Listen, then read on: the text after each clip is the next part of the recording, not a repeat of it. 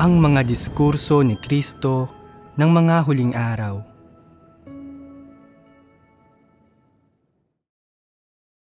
Ang pagbabahagi tungkol sa himnong Dahil sa Pag-ibig.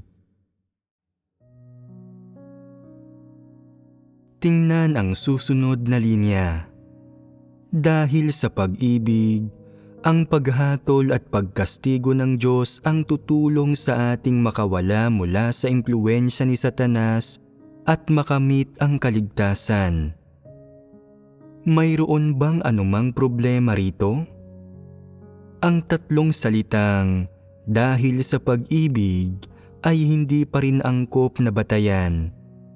Walang anumang mali sa pariralang ang paghatol at pagkastigo ng Diyos ang tutulong sa ating makawala mula sa impluwensya ni Satanas at makamit ang kaligtasan dahil ito ang resulta ng gawain ng Diyos.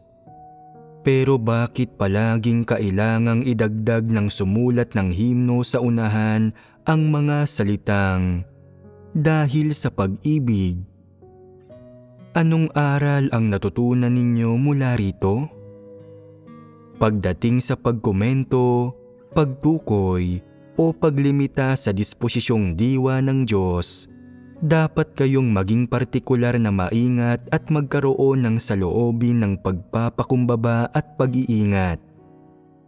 Kung may kakayahan kayong walang humpay na magsalita ng walang kabuluhan, at kung ang sinasabi ninyo ay puro lang kalokohan at walang lamang salita, pagyayabang at paglapastangan, masasalungat ninyo ang disposisyon ng Diyos at kasusuklaman at kamumuhian niya kayo. Kumpara sa diwa ng Diyos, sa hindi gaanong malinaw na pananalita, ang kaalaman ng tao tungkol sa Diyos ay masasabing isang patak lang ng tubig sa karagatan o isang butil ng buhangin sa dalampasigan. Napakalaki ng pagkakaiba ng dalawang ito, at kung mangangahas pa rin ang mga taong limitahan ang mga bagay-bagay at bumuo na lang basta ng mga konklusyon, basta-bastang ituring na mga katotohanan ang sarili nilang mga kuro-kuro at balangkasin ang mga ito sa mga salita, magkakaroon ng malaking issue. Anong malaking issue iyon? Paglapastangan sa Diyos. Ang paglapastangan sa Diyos ay likas na nakaliligalig at seryoso. Kung ayaw mong lapastanganin ang Diyos pagdating sa iyong subhetibong kalooban, dapat mong panghawakan ang kasasabi ko lang sa inyong lahat. Ibig sabihin, maging maingat kayo at bantayan ninyo ang mga dila ninyo. Ano ang ibig sabihin ng bantayan ang dila ng isang tao? Huwag kayong basta-basta magkukomento sa Diyos at huwag ninyo siyang limitahan. Tama iyan. Para naman sa mga usaping may kinalaman sa mga pangitain, ang may kinalaman sa mga pangitain ay isa lang pangkalahatang pahayag. Sa mas partikular, may kaugnayan ito sa mga usaping may kinalaman sa plano ng pamamahala, gawain, at disposisyong diwa ng Diyos. Kaya, maingat kayong magsalita at kumilos sa mga usaping may kaugnayan sa mga pangitaing ito at huwag kayo basta-bastang maglimita o maghusga. May ilang taong nagsasabi, "Iyan nga ang naisip ko, pero tama bang isipin mo na ganoon nga iyon?" Huwag kang masyadong mayabang at mapagmagaling. Kung hindi tama ang iniisip mo, pero nagsasalita ka pa rin ng kalokohan at basta-basta mo pa rin nililimitahan ang mga bagay-bagay, iyon ay paghusga, pagkondena at paglapastangan, at baka mapasubo ka. Hindi kaya ng ilang tao na tanggapin ito at sinasabi nila, "Ganyan lang talaga ang tingin ko sa mga bagay-bagay. at kung hindi mo ako hahayaang magsalita, sinasabihan mo akong ikubli ang sarili ko. Paano iyon naging pagsasabi sa iyo na ikubli mo ang sarili mo? Ito ay pagpapayo sa iyo na maging maingat at huwag magsabi ng anumang hindi mo pa napag-isipan ng mabuti at nahanap na makumpirma. Para ito sa kapakanan mo, para ito sa proteksyon mo. Kung mali ang iniisip mo, alam mo ba kung ano ang mga kahihinatnan sa sandaling magsalita ka? Kakailanganin mong umako ng responsibilidad para sa mga salita mo. Nakagawa na ng maraming masasamang gawa ang sinumang antikristo. At ano ang mga kinahinatnan nila sa huli? Kinailangan nilang umako ng responsibilidad para sa mga gawa nila at kinailangan silang pangasiwaan ng iglesia.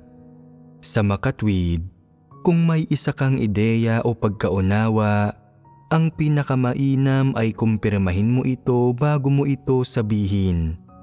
Kailangan mo ng sapat na basihang batay sa katunayan at suportang theoretical bago mo ito pwedeng isulat sa isang artikulo, buuin bilang teksto o isulat bilang isang himno. Kung hindi sapat ang mga katunayan at suportang theoretical na mayroon ka, ang mga katunayang gusto mong pagtibayin o na pinaniniwalaan mong ang katotohanan ay masyadong hindi praktikal. Ang mga ito ay pawang mga teoryang walang laman at mga mapanlihis na salita. Pwedeng sabihin na mapangahas ka at walang ingat at na nagsasabi ka ng mga salitang lumalapastangan. Napakaraming katotohanan na ang ipinahayag ng Diyos mula sa umpisa ng kanyang gawain hanggang ngayon. At napakaraming salita ang may kinalaman sa iba't ibang kalagayan at tiwaling disposisyon ng mga tao, pati na rin sa iba't ibang pangangailangan ng mga tao. Ano ang ibig kong sabihin dito? Ang ibig sabihin nito ay na napakaraming himno ang maisusulat tungkol sa mga paksang may kinalaman sa karanasan ng mga tao, kaalaman ng mga tao tungkol sa salita ng Diyos at kaalaman ng mga tao tungkol sa mga hinihingi ng Diyos. Pwede kang magsulat tungkol sa anumang aspekto na may karanasan ka. Kung wala kang karanasan, huwag kang magsulat ng basta-basta. Kung may karanasan ka, pero hindi ka magaling magsulat ng mga himno, pwede kang humanap ng isang taong nakakaunawa ng mga himno para magkaroon ka ng gabay bago ka sumulat. Ang mga taong hindi nakakaunawa ng mga himno ay talagang dapat umiwas sa basta-bastang pagsusulat ng mga ito para lang pumuno ng espasyo. Ang mga taong sumusulat ng mga himno ay dapat may karanasan at nakaaarok din ng mga prinsipyo. Dapat silang magsalita mula sa puso at magsabi ng mga praktikal na salita para ang himnong isinusulat ay magamit ng mga tao. May ilang himnong nagsasabi ng mga bagay-bagay na hindi talaga praktikal, kundi mga salita at doktrina lang na walang nagagawa para sa mga tao.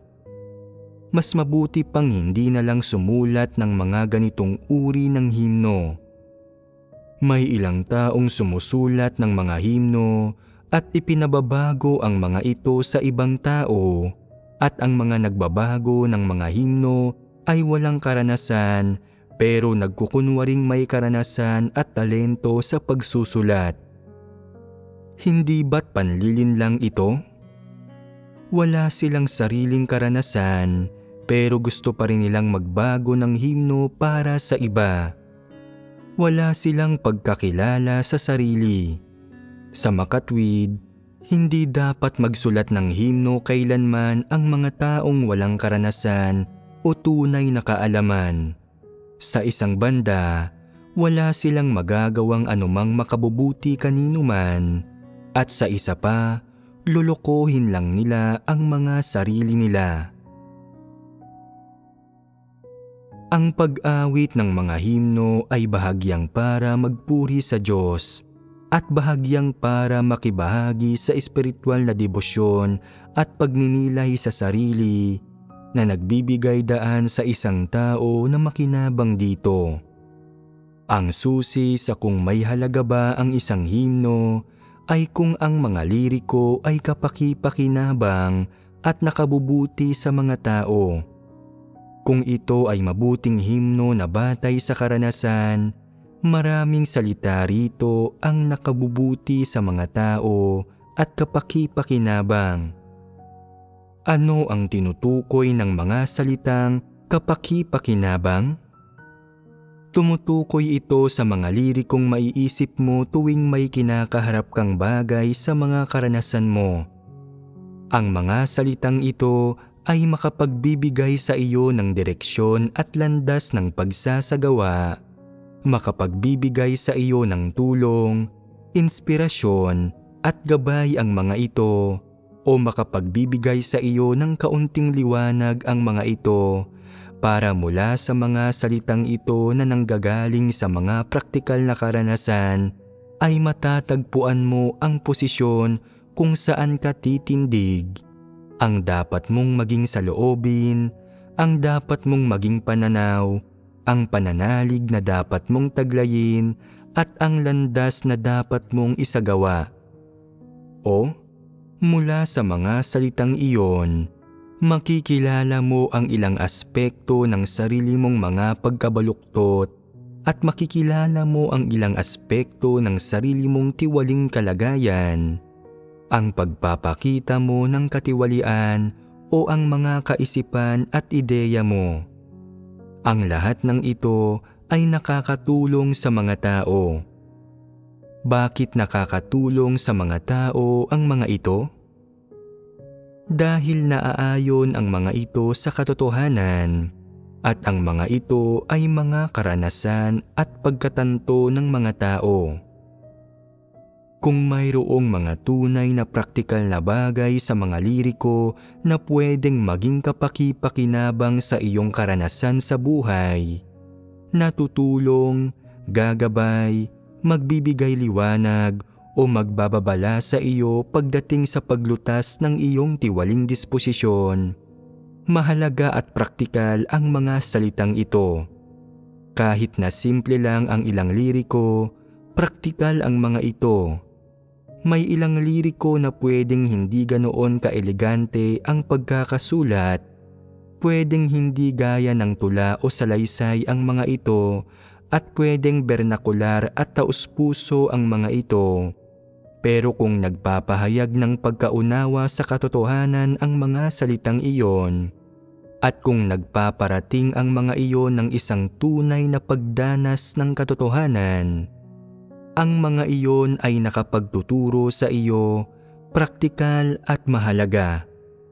Ang pinakamalaking paghihirap ninyo ngayon ay na hindi kayo marunong kumilatis. Hindi ninyo makita kung ang mga liriko ba ay mga salitang walang laman o mga salita at doktrina. Ayos lang sa inyo kung anumang mga salita ang awitin. Hindi ninyo pinag-iisipan kung praktikal ba ang mga liriko, kung tinataglay ba ng mga ito ang katotohanan, kung nakabubuti ba ang mga ito sa mga tao, o kung may anumang pakinabang ba ang mga ito sa inyo. Wala sa mga konsiderasyong ito ang naiisip ninyo. At iniisip mo pa ring napakaayos at napakaganda ng mga himnong ito matapos mong awitin ang mga ito, pero hindi mo alam kung anong uri ng epekto ang dala nito sa iyo. Hindi ba't ito ay isang taong walang pagkilatis? May isang himnong tinatawag na walang puso ang mas mabuti kaysa sa puso ng Diyos. At bawat linya sa himnong iyon ay isang pagkatanto na galing sa praktikal na karanasan. Malaking tulong ito sa mga tao. May nakarinig na ba sa inyo nito? Kapag mas maganda ang mga liriko at kapag mas nakapagpapatibay ang mga ito sa buhay ng mga tao, mas ayaw ninyong tanggapin ang mga ito. Hindi ninyo tinitingnan o pinapansin ang mga ito. Hindi ninyo pinapahalagahan ang mabubuting bagay na ito. Hindi ninyo alam kung paano panghawakan ang isang mahalagang bagay. Sa sandaling hawak na ninyo ito, nawawala na ito sa mga kamay ninyo. Talagang naghihikahos at kaawa-awa kayong lahat.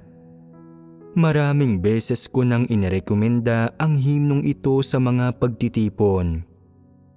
Ang regular na pag-awit ng mga gayong himno ay may nakatutulong na epekto sa inyong pagpasok, sa paglago ng inyong pananalig sa Diyos at sa pagkamit ninyo ng tunay na pagpapasakop sa Diyos. Hindi masusukat ang mga epektong ito. Ito ay mahalagang himno, kaya inirerekomenda ko ito pero wala pa rin sa inyong umaawit nito. Hindi ninyo pa rin alam kung ano ang realidad at kung ano ang mga salita at doktrina lamang. Kaya kailangan na mas madalas ninyong awitin ang mga himnong ito at talagang damahin ninyo ang mga ito. Suriin natin ang isang ito. Sabi sa unang linya ng himno, "Dahil napili kong mahalin ang Diyos, hahayaan ko siyang kunin ang anumang gusto niya." Kunin ang ano? Ang katayuan ng isang tao, ang pamilya niya, ang imahe niya, at kahit ang dignidad niya. Ano ang mga elemento ng mga pagpipinong dumating kay Job? Ano ang ginawa ng Diyos? Kinuha ng Diyos ang lahat mula kay Job at sa isang iglap, wala nang natira rito at napuno ng bukol ang buong katawan nito. Pagkakait ang tawag diyan. Sa konkretong pananalita, ito ay pagkakait at ang pangkalahatang ideya tungkol sa pagkilos na ito ay nanais subukin ng Diyos si Job. Ito ay pagsubok at isa sa mga partikular na gawain sa pagsubok na ito ay ang pagkakait. Sa pagpapatuloy pa, sa kabila ng nararamdamang bahagyang kalungkutan, wala akong sinasabing hinaing. Hindi ba't iyan ay sa loobin ng tao? Nakakaramdam ng bahagyang kalungkutan. Sa inyong pananaw, mahirap ba para sa mga tao kapag may kinukuha ang Diyos sa kanila? Mahirap ito para sa kanila. Sila ay nasasaktan, nalulungkot, walang magawa at nanlulumo. Gusto nilang umiyak, magwala at magrebelde. Maraming detalye sa kalungkutang ito, kaya makatotohanan ba ang pahayag na ito? Wala akong sinasabing hinaing. Wala ba ni isang hinaing ang tao? Imposible ito. Pero kailangang pataas na magsikap ang mga tao ng ganito. Kailangan nilang maranasan ito at magkaroon ng ganitong uri ng saloobin. May nilalaman bang positibong paggabay para sa mga tao ang mga salitang ito? Wala akong sinasabing hinaing. Ang mga tao ay dapat walang hinaing. Dapat walang hinaing ang isang tao. Kung may mga hinaing ang mga tao, dapat nilang kilalanin ang sarili nila at hindi maghinaing tungkol sa Diyos. Dapat silang magpasakop. Isa itong sa loobin ng pagpapasakop ng tao sa Diyos. Hindi dapat maghinaing ang mga tao. Ang paghihinaing ay isang uri ng pagrerebelde laban sa gawain at mga pagsubok ng Diyos. at hindi ito tunay na pagpapasakop. Sabi sa sumunod na linya, dahil sa tiwaling disposisyon, nararapat sa tao ang paghatol at pagkastigo. Hindi ba't katunayan ito? Isang katunayan na may mga tiwaling disposisyon ang mga tao, pero kung hindi nila kinikilala ang katunayang ito, masasabi ba nila ang pahayag na ito? Kung hindi ito kinikilala ng mga tao, hindi nila ito aaminin. Kung hindi nila ito aaminin, hindi sila magsasabi ng mga ganitong pahayag. Kaya ang linyang ito ay galing sa mga tunay na karanasan ng mga tao. Mukhang simple ang pariralang, nararapat sa tao ang paghatol at pagkastigo. Pero ano ang kahulugang ipinahihiwatig nito? Ito ay na may mga tiwaling disposisyon ang mga tao, naghihimagsik at lumalaban sila sa Diyos at nararapat sa kanila ang paghatol at pagkastigo. Nararapat ang gaano man karaming kalakip na pagdurusa. Tama ang lahat ng ginagawa ng Diyos. Makatotohanan ba ang mga salitang ito? Ito ay ganap na subhektibong pagkilala sa pagkakaroon ng mga tiwaling disposisyon habang agad na tinatanggap ang paghatol at pagkastigo. Kinikilala na ang paghatol at pagkastigo ng Diyos ay pagliligtas sa mga tao at na dapat kumilos ang Diyos ng ganito. Ito ay isang saloobin ng pagpapasakop sa paraan ng Diyos ng paggawa ng paghatol at pagkastigo. Dapat bang magkaroon ng ganitong saloobin ang mga tao? Dapat talaga. Kaya, pagkatapos awitin ang himnong ito, may pakinabang ba ito sa mga tao? Ano ang mga benepisyong dala nito? Kung hindi mo aawitin ang mga salitang ito, hindi mo malalaman ang katunayang ito. Hindi mo malalaman kung anong uri ng pananaw ang dapat mong panghawakan, kung paano ka dapat magpasakop o kung anong uri ng saloobin ang dapat mayroon ka para makapagpasakop ka at matanggap mo ang paghatol at pagkastigo ng Diyos. Gayunpaman, kung aawitin mo ang himnong ito at pag-iisipan mo ang mga liriko nito, mararamdaman mo kung gaano kabuti ang mga salita. Na tama ang mga ito, masasabi mo ang Amen sa mga ito at makikilala mong galing sa karanasan ang mga ito. Mukha bang napakatayog ng mga salita? Hindi. Pero may dalang positibong paggabay ang mga ito sa iyo, nagbibigay ng maagap at positibong landas. Kapag nakikita mong may tiwali kang disposisyon at na hinahatulan at kinakastigo ka ng Diyos, bibigyan ka ng mga ito ng tamang perspektiba at landas ng pagsasagawa. Una sa lahat, kailangan mong kilalanin na kapag may tiwaling disposisyon ang mga tao, dapat tanggapin nila ang paghatol at pagkastigo ng Diyos. Walang dapat sabihin, huwag makipagtalo sa Diyos. Nauunawaan mo man o hindi ang mga layunin niya, dapat ka munang magpasakop. Sino ang nagdulot sa iyong magkaroon ng tiwaling disposisyon? Sino ang nagdulot sa iyong labanan ang Diyos? Karapat-dapat kang hatulan at kastiguhin. Saan nanggagaling ang pagpapasakop na ito? Hindi ba't praktikal na landas ito? Ito ay landas ng pagsasagawa. Ano ang nararamdaman ng isang tao pagkatapos awitin ang mga lirikong ito? Hindi ba't napaka-praktikal ng mga ito?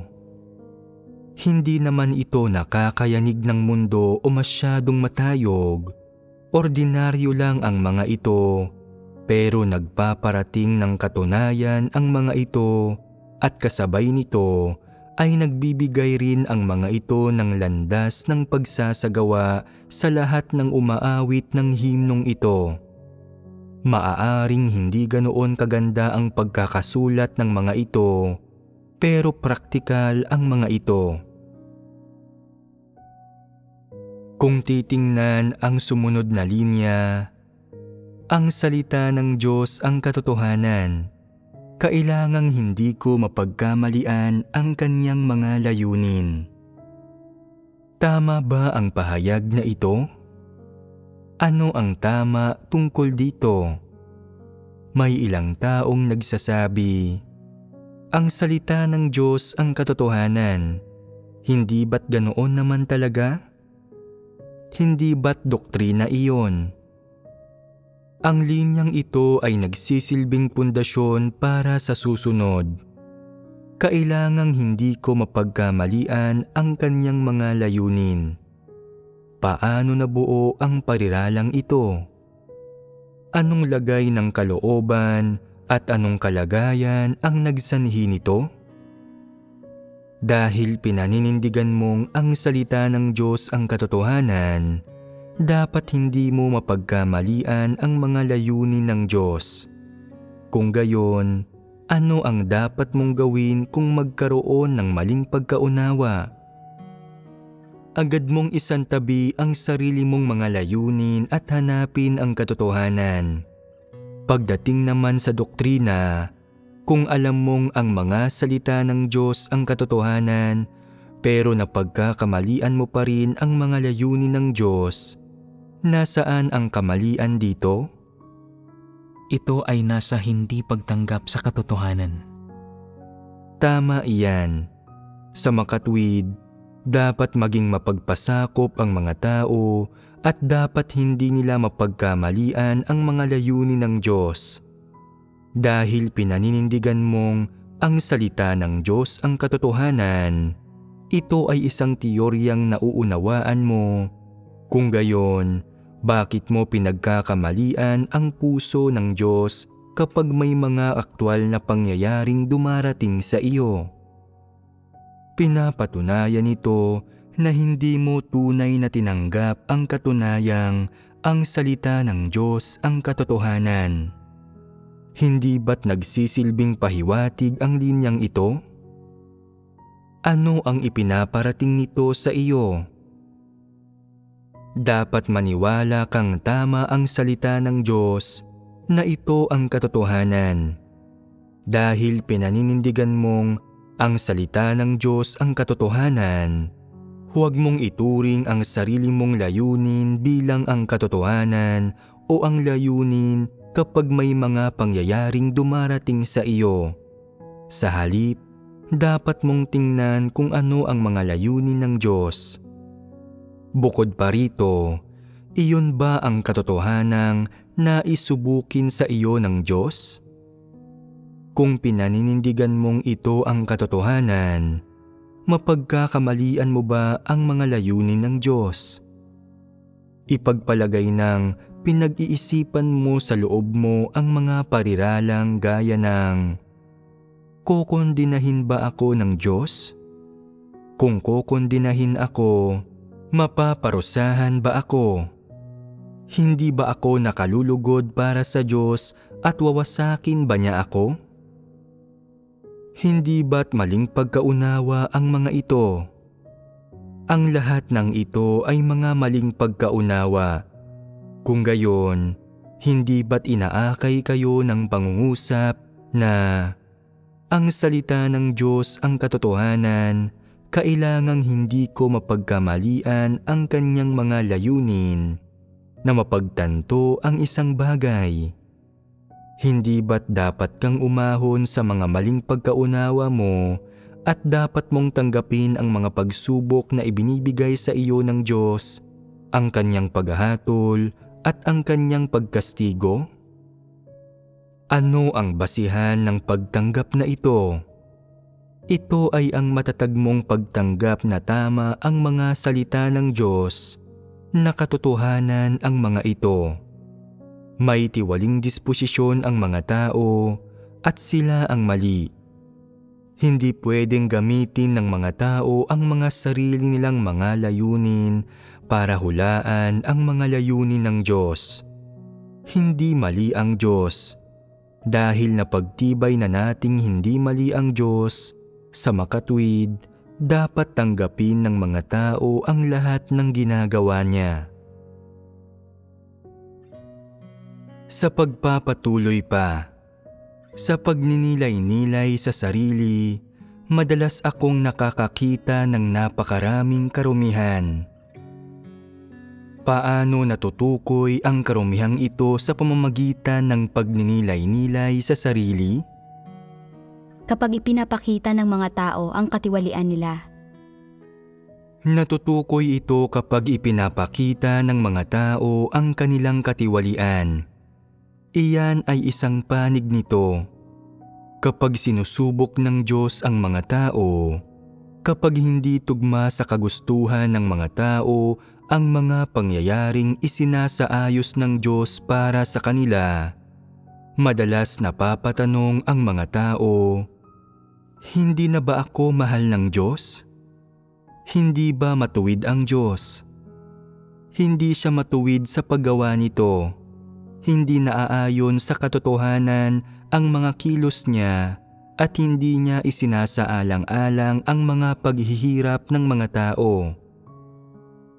Laging nagpapakana ang mga tao laban sa Diyos na nagdudulot ng lahat ng uri ng tiwaling disposisyon, kaisipan, ideya, pananaw at paghihinala tungkol sa Kanya. Hindi ba't karumihan ang mga ito? Siyempre, ito rin ay nagpapakita ng katiwalian ng mga tao. Sa sumunod na linya, kung hindi ako magsisikap gamit ang buong lakas ko, maaaring maging mahirap na magawang perpekto. Ang mga salitang ito ay mga kaisipan ng sumulat ng himno na nabatid niya sa pamamagitan ng pagninilay. Hindi mo pinagnilay-nilayan ang sarili mong karumihan. Laging mali ang pagkaunawa mo sa Diyos at sa salita mo lang kinikilala na siya ang katotohanan. Pero kapag may mga pangyayaring dumarating sa iyo, ipinipilit mong panghawakan ang mga sarili mong ideya, lumalaban sa Diyos, magreklamo tungkol sa Kanya, mapagkamalian siya at hindi tanggapin ang Kanyang paghatol at pagkastigo. Kung hindi mo bibitiwan ang mga ito, magiging napakahirap para sa iyo na magawang perpekto. Na ibig sabihin, magiging imposible na magawang perpekto at hindi magkakaroon ng pag-asa dahil hindi mo kayang tanggapin ang katotohanan. Sa iyong pananaw, hindi ba't mayroong praktikal na panig ang mga lirikong ito? Ang bawat linya ng himnong ito ay may kalakip na wika at mga paglalarawan ng mga aktwal na kalagayang lumilitaw kapag aktwal na nakakaranas ng mga sitwasyon ang mga tao. Tingnan natin ang sumunod na linya. Kahit na marami ang mga paghihirap ngayon, isang karangalan na matamasa ang pag-ibig ng Diyos. Dito, ang mga paghihirap ay may kaugnayan sa pag-ibig ng Diyos at sa karangalan. Hindi ba't ito ay isang bagay na galing sa aktwal na karanasan? Hindi ba't ito ay isang uri ng tunay na pananalig at saloobing nanggaling mula sa mga aktwal na kilos at karanasan ng isang tao?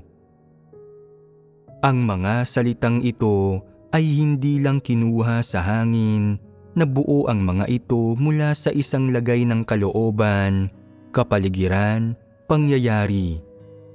Ano ang tingin mo sa saloobing ito? Nagtitiis ang mga tao ng maraming paghihirap At ang mga paghihirap na ito ay nagdudulot ng pagkawala ng integridad at dignidad na nagkakait sa mga tao ng kanilang katayuan at mga interes, kasama ng iba pang mga paghihirap na nagdudulot sa kanila ng matinding pasakit. Pero dahil ganito na kalayo ang narating nila, nagkakaroon sila ng tunay na pananalig at kaalaman sa Diyos. Nadarama nila na ang lahat ng ito ay pagtatamasa ng pag-ibig ng Diyos, na espesyal na pabor ito mula sa Diyos na hindi sila pinapahirapan ng Diyos. Iniisip nilang ito ay isang karangalan at ito ay pagmamahal sa kanila ng Diyos. At sa makatuwid, ganito kumikilos ang Diyos na pinagkakaitan at sinusubok niya sila ng ganito at hinahatulan at kinakastigo niya sila ng ganito. Ito ay isang totoo at positibong kalagayan ng pag-iisip na dapat magkaroon ang mga tao na buo mula sa konteksto ng tunay na buhay. Anong uri ng tao ang magsasabing, kahit na marami ang mga paghihirap ngayon, isang karangalan na matamasa ang pag-ibig ng Diyos? Hindi ang uri ng taong sumulat ng himnong dahil sa pag-ibig. Ang kaya lang nilang sabihin ay magugulo at walang kabuluhang salita, mga pariralang matayog pakinggan at mga islogan. Masasabi ba nilang, kahit na marami ang mga paghihirap ngayon, isang karangalan na matamasa ang pag-ibig ng Diyos? Kaya ba nilang sabihin ang mga salitang iyon mula sa kaibuturan ng kanilang puso? Hindi. Ang tanging sinabi nila ay mga salitang walang kabuluhan, mga kalabisang salita at mga salitang gustong pakinggan ng mga tao, at sa huli, nagtagpi-tagpi sila ng isang himno at inisip nilang may kakayahan sila at matatalino sila. Sa pananaw ko, wala ni isang salita sa mga lirikong iyon ang may halaga.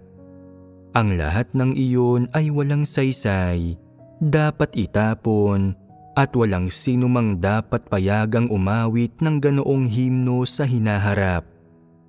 Kung gusto ninyong umawit, dapat ninyong awitin ang mga himnong gaya ng walang puso ang mas mabuti kaysa sa puso ng Diyos, na naglalaman ng mga totoo at taos-pusong salita. Ang mga salitang ito ay nakapagpapatibay sa mga tao. Ito ang huling linya ng unang berso. Sa paghihirap, natututunan ko ang pagpapasakop. Nangangahulugan ito na ang paghihirap ang nagtuturo sa mga tao ng pagpapasakop.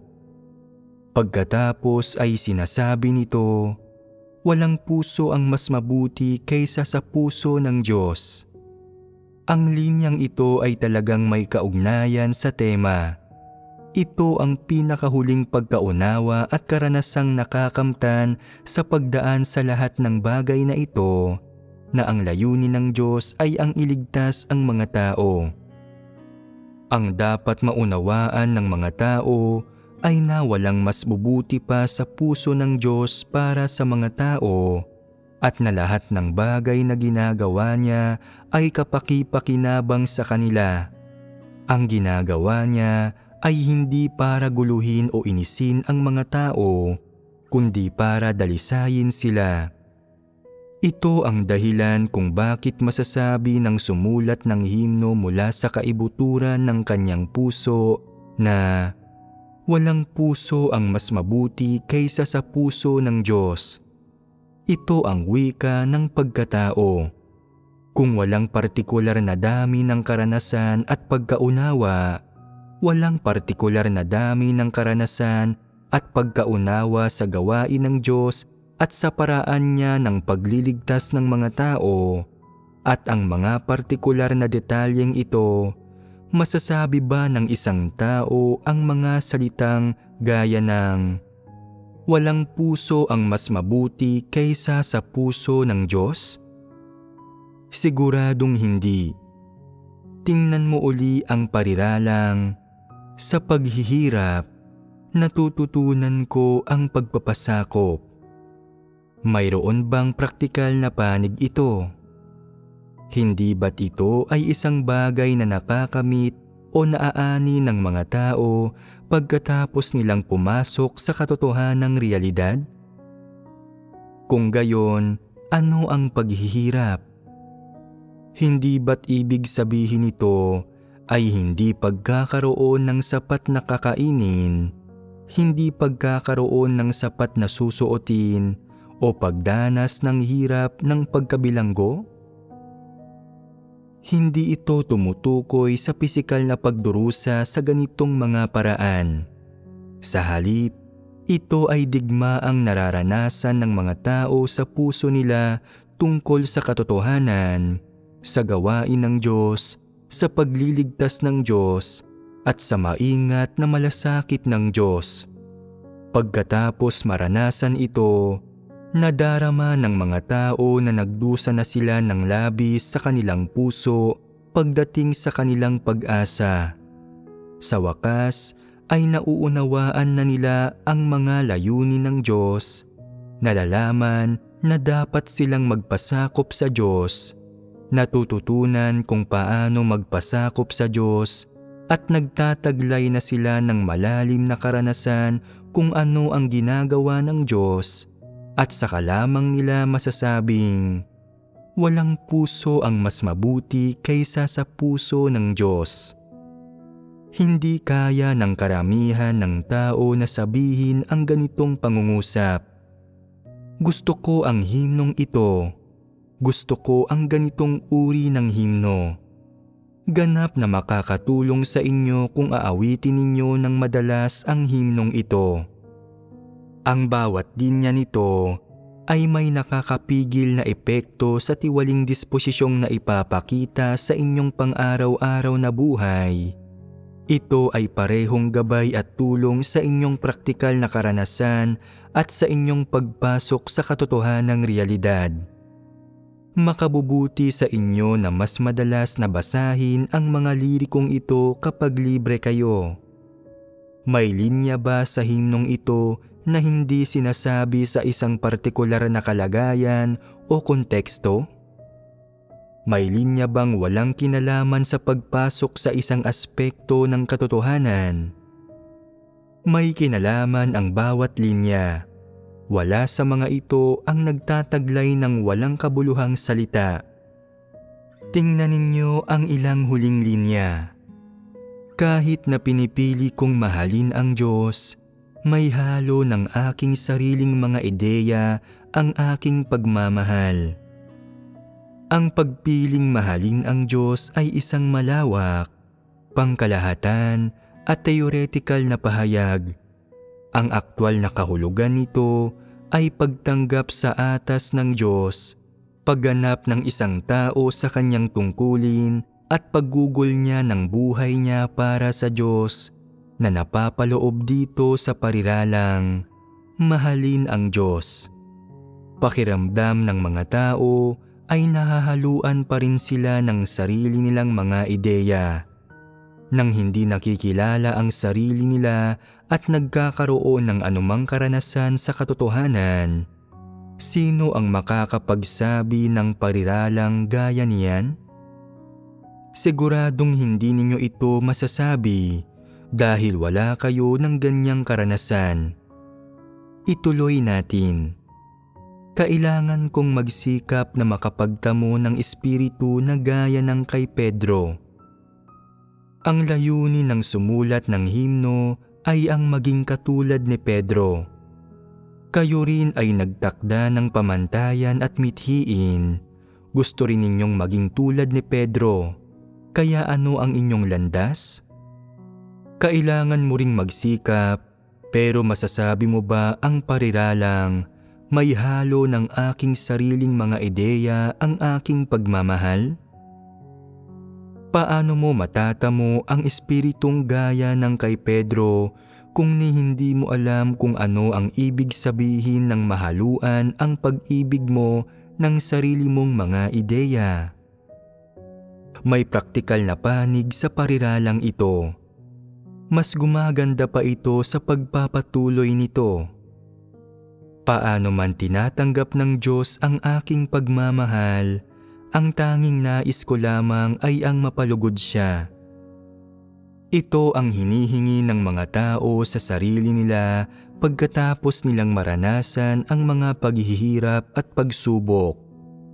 Ito ay isang saloobin na matugunan ang mga layunin ng Diyos, isang saloobin na magpasakop sa Diyos at hangarin ang katotohanan.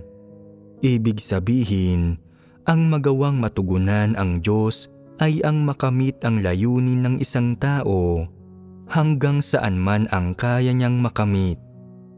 May praktikal na panig sa mga salitang ito. Lumalakas ba ang loob mo at nahihikayat ka ba pagkatapos mong basahin ang mga ito? Binibigyan ng mga ito ang mga tao ng layunin, lakas at direksyon pagkatapos nilang basahin ang mga ito. Minsan, pakiramdam ng mga tao, paano man sila kumilos ay hindi nila ito magawa ng mabuti at bumabalik sila sa pagiging negatibo. Pero sa sandaling mabasa nila ang mga salitang ito at makita nila na hindi malaki ang hinihingi ng Diyos sa mga tao, iniisip nila, ang kailangan ko lang gawin ay mapalugod ang Diyos. Wala akong hinihinging iba pa. Ang hinahangad ko lang ay mabitiwan ang mga pagnanais at kagustuhan ng aking laman at mapalugod ang Diyos. Sapat na iyon. Sa huli, nauuwi ang lahat sa mga salitang, kahit na marami ang mga paghihirap ngayon, isang karangalan na matamasa ang pag-ibig ng Diyos. Sa paghihirap, natututunan ko ang pagpapasakop. Walang puso ang mas mabuti kaysa sa puso ng Diyos. Napaka-praktikal ng mga salitang ito. Sa kabuuan, ang himnong walang puso ang mas mabuti kaysa sa puso ng Diyos ay nagpapakita ng tunay na karanasan. Pagkatapos maranasan ang gawain ng Diyos, ang kanyang pagkastigo, paghatol at mga pagsubok, natututo ang mga taong magpasakop, nauunawaan nila ang mga layunin ng Diyos at nalalaman nilang walang puso ang mas mabuti kaysa sa puso niya. Ito ang kaibig-ibig na aspekto ng Diyos at ito ang nararanasan ng mga tao. Ito rin ang dapat malaman ng mga tao. Kung gagawa kayo ng mga himig ng mga lirikong ito ng praktikal na karanasan at kaalaman, at lagi ninyong aawitin ang mga ito, maraming magagawang mabuti ito sa inyo. Sa isang banda, ang pag-awit ng mga himno ng mga salita ng Diyos ay makakatulong sa mga tao na maunawaan ang katotohanan ng mas mabuti at makapasok sa katotohanang realidad ng mas mabilis. Sa isa pang banda, sa pag-awit ng mga himnong ito na batay sa karanasan, na isinulat ng mga taong taglay ang realidad, ang mga karanasan ninyo at pangunawa ay mas mabilis na lalago. Ito ang mga kabatiran at pangunawang isinulat pagkatapos magkaroon ng ilang karanasan ang mga tao at napapaloob din dito ang landas at direksyon ng pagpasok na dapat magkaroon ang mga tao. Ang mga ito ay hinanda at ginawa para sa inyo at magiging malaking tulong sa inyo ang mga ito. Bakit hindi kayo sumulat ng musikang maaaring tugtugin para sa mga ganitong lirikong batay sa karanasan? Bakit lagi kayong sumusulat ng musika para sa mga lirikong walang laman, hindi praktikal at karaniwan lang? Masyado kayong hindi nangingilatis, hindi ninyo alam kung ano ang mabuting himno. Nakakadismaya kayo. Maraming naidudulot na kabutihan sa mga tao ang mga himnong ito na batay sa karanasan. Ang regular na pag-awit ng mga praktikal na salitang ito ay nagtatatak sa mga ito sa puso ng isang tao na labis na nakatutulong sa kanyang buhay pagpasok at pagbabago sa disposisyon. Kung mananatili kayo sa yugto ng kapanahunan ng biyaya magpakailanman, pinupuri ang biyaya ng Diyos, ang pag-ibig niya, ang mga pagpapala niya, at ang kanyang habag at mapagmahal na kabaitan. Makakapasok ba kayo kailanman sa katotohanang realidad? Ang inyong tayog at kalagayan ay nananatiling kaawa-awa sa liit, laging nananatili sa mababaw na yugto. Kung walang ilang mabubuting himnong gagabay sa inyo, magiging napakahirap para sa inyong makapasok sa katotohanang realidad ng kayo lang. Tingnan ninyo ang himnong, "Walang puso ang mas mabuti kaysa sa puso ng Diyos." Magdasal magbasa kayo ng himnong ito sa libreng oras ninyo. Naglalaman ito ng landas na gagabay sa iyo at tutulong sa iyong makapasok sa katotohanang realidad. Makapagbibigay ito sa iyo ng tamang direksyon para magkaroon ka ng tamang perspektiba. Ano ang ilang tamang perspektiba?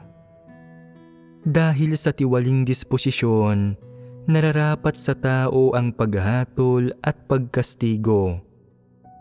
Hindi ba't ito ang uri ng tama at dalisay na perspektibang dapat magkaroon ang mga tao?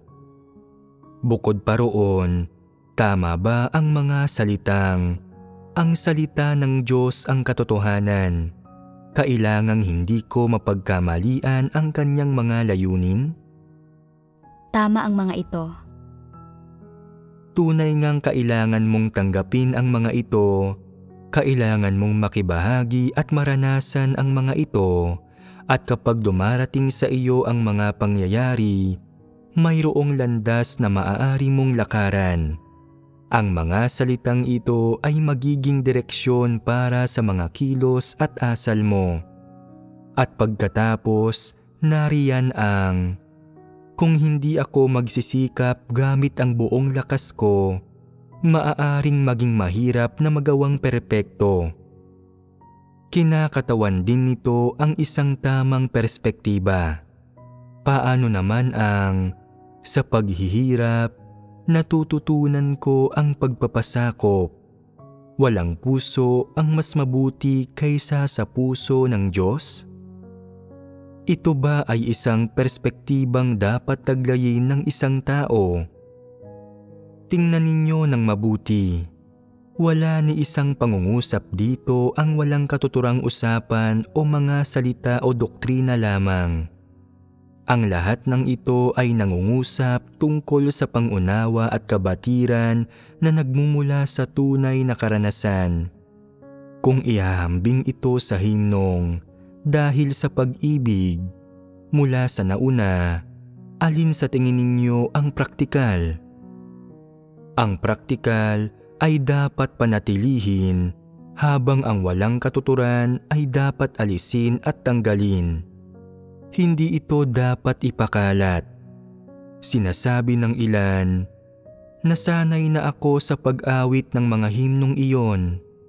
Pumasok na ang mga iyon sa aking puso at hindi ko kayang wala ang mga iyon." Kung hindi mo kayang wala ang mga iyon, sige lang at ituloy mo ang pagkanta sa mga iyon. Titingnan ko kung ano na ang napala mo pagkatapos mong awitin ang mga iyon sa loob ng 20 taon. Kung makakapasok ka ba sa katotohanang realidad. Kung aawitin mo ang himnong, "Walang puso ang mas mabuti kaysa sa puso ng Diyos," mabibihag nito ang iyong puso sa sandaling awitin mo ito ng 1 o 2 beses. Pagkatapos mong awitin ito ng 1 o 2 buwan, medyo magbabago na ang kalagayan mo at kung tunay mong tatanggapin ang mga salita nito mula sa kaibuturan ng iyong puso, mag-iiba ang kalagayan ng iyong kalooban at ganap mo itong mababago. Maaari mong awitin ang mga himnong naglalaman ng mga walang katuturang teorya at kalokohan sa buong buhay mo, pero wala iyong maitutulong sa iyo. Gaya ng mga tao noong kapanahunan ng biyaya na umawit ng mga walang katuturan at mabababaw na himno at na umawit buong buhay nila pero hindi nakamit ang katotohanan. Pagsasayang lamang iyon ng oras.